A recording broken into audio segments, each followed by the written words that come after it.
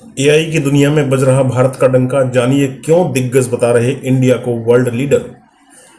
प्रधानमंत्री नरेंद्र मोदी फ्रांस पहुंच गए हैं। अपनी इस यात्रा के दौरान पीएम मोदी पेरिस में फ्रांस के राष्ट्रपति इमैनुअल मैक्रों के साथ आर्टिफिशियल इंटेलिजेंस यानी एआई एक्शन शिखर सम्मेलन की सह अध्यक्षता करेंगे।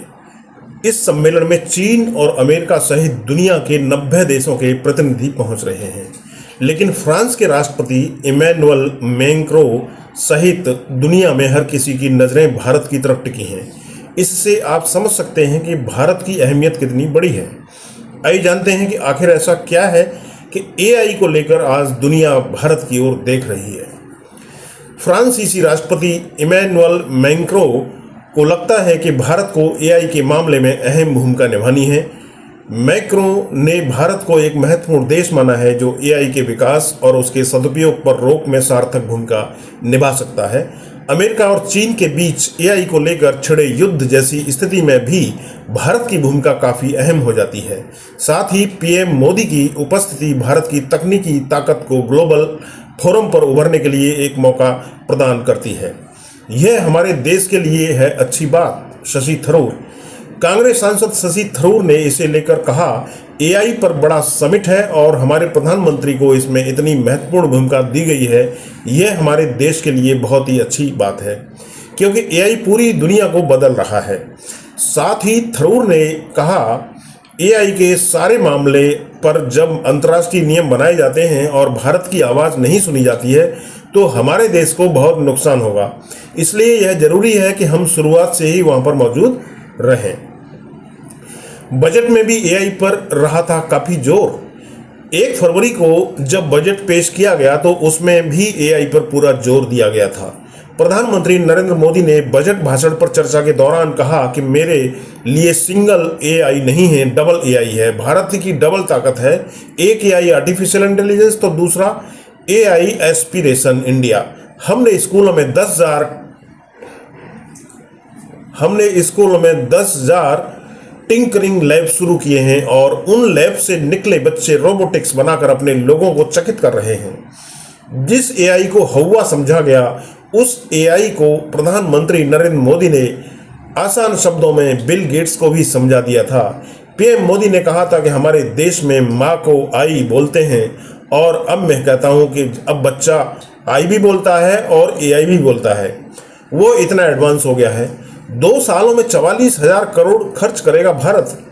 यह एआई समिट उस वक्त हो रहा है जब अमेरिका और चीन जैसे देशों में आर्टिफिशियल इंटेलिजेंस को लेकर वास्तविक युद्ध जैसी स्थिति छिड़ती हुई दिख रही है। इन सब के बीच भारत अगले 2 सालों में यानी 2027 तक 44,000 करोड़ रुपए खर्च करने वाला है। भारत के टेक्नोलॉजी सेक्टर में अगले 2 सालों में आर्टिफिशियल इंटेलिजेंस, जनरेटिव एआई और एनालिटिक्स में 1.2 लाख नौकरियों के मौके भी बनेंगे। एआई विशेषज्ञ रणदीप चिकारा ने कहा है कि दुनिया के जो बिजनेस लीडर्स हैं उनका भारत में इनोवेशन में बहुत ज़्यादा विश्वास है। मेरा मानना है कि भारत कुछ प्रमुख देशों में से होगा जिसका एआई के भविष्य में बहुत ही जबरदस्त योगदान होगा। इस समिट में न केवल अमेरिकी राष्ट्रपति डोनाल्ड ट्रंप पहुंच रहे हैं बल्कि चीन के राष्ट्रपति शी जिनपिंग। ऐसे में पीएम मोदी की मौजूदगी भारत के और फ्रांस के रिश्तों को और भी ज़्यादा मजबूती प्रदान करेगी। क्या कहते हैं बड़ी कंपनियों के सीईओ, आइए जानते हैं। अगर भारत अगले 2 साल में भी एआई की दुनिया में ही 1,20,000 नौकरियां पैदा करने का दम रखता है और इस पर हजारों करोड़ रुपए खर्च करने की तैयारी में है तो ऐसा क्यों है? एआई की दुनिया में भारत की ताकत को आप दुनिया की बड़ी कंपनियों के सीईओ की जुबानी समझ सकते हैं। ओपन एआई के सीईओ सैम अल्टमैन का कहना है कि भारत एआई के लिए दुनिया भर में दूसरा सबसे बड़ा बाजार है। गूगल के सीईओ सुंदर पिचाई ने कहा कि भारत एआई के क्षेत्र में दुनिया का नेतृत्व कर सकता है। माइक्रोसॉफ्ट के सीईओ सत्या नडेला ने कहा है कि एआई की दुनिया में अपार संभावना कहीं है अगर तो वो भारत में है। एनवीडिया के सीईओ जेनसेन हुआंग का कहना है कि भारत में एआई के क्षेत्र में वैश्विक नेता बनने की पूरी क्षमता है।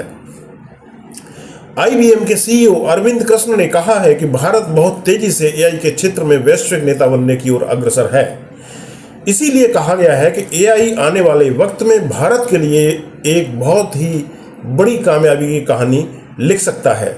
कब कब मिली मजबूत रिश्तों की झलक, आइए जानते हैं। प्रधानमंत्री नरेंद्र मोदी फ्रांस